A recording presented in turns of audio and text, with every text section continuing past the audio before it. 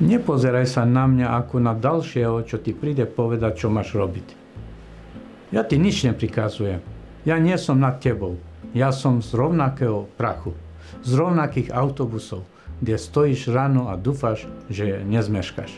Z rovnakých čakární, kde počuješ, že dnes neordinujeme. Z rovnakých výplat, kde počítaš, či ešte zostane na víkend, alebo už nie.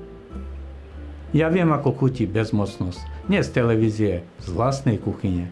Viem, ako vyzerá ticho, keď doma nikto už neverí, že sa niečo zmení.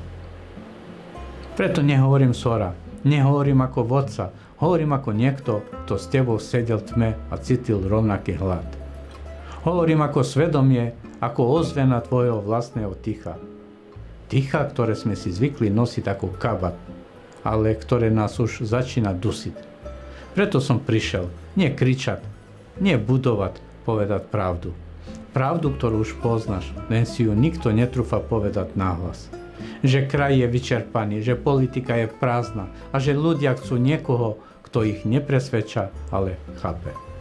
Ja nechcem stať nad tebou, ja chcem stať vedľa teba. Ak sa ešte ozýva niečo v tebe, čo nezomrelo na cynizmus, tak vieš, že hovorím za nás, nie za seba, lebo toto nie je reč politika, toto je hlas rovnakého ticha, v akom ešte stále žiješ. A ja ti sľubujem, nebudem ten, čo ťa znovu sklame, budem ten, čo už nedovolí, aby to ticho hovorilo za nás.